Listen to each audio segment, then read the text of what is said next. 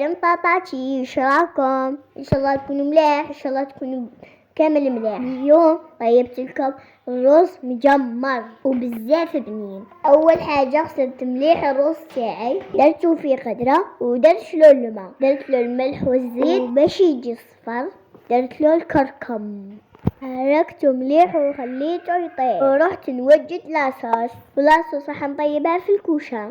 في بلا تاع الكوشه درت حبه طماطيش، حبه بصل وشويه ثوم، واللحم يبقى اختياري. انا درت لي زبا قات شويه درتهم مع الرز، نص حبه مرق دجاج جامبو، وكيف يبقى اختياري. الرز يبغي الزيت، درت له زيت الزيتون ودرت له زيت نورمال، القليل من الملح، متبل بالفلفل الكحل، شويه كمون، عكري، فلفل احمر، القليل من الطماطم المصبره، حركهم مليح ونخليهم في الكوشه. كي يذبل كامل البصل زيت زوج كيسان مسخون، نعاود نردو للكوشه حتى تغلي لاصوص، ونجيب هذاك الرز طايب ونخلطهم مع بعض، نعاود نردو للكوشه يتجمر.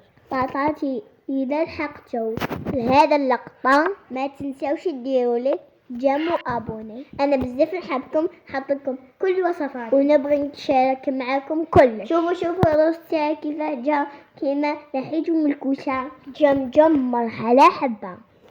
والبنه ما نحكي لكمش على البنه، انا درت له صفر باسكو يعجبني الرز كيكون صفر احسن من هذاك تاع المطاعم. اذا عجبتكم الوصفه هو طريقتي في الطبخ خلولي تعليق شباب كيما نتوما.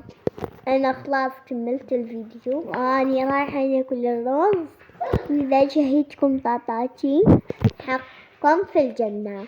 مع السلامه في فيديو اخر.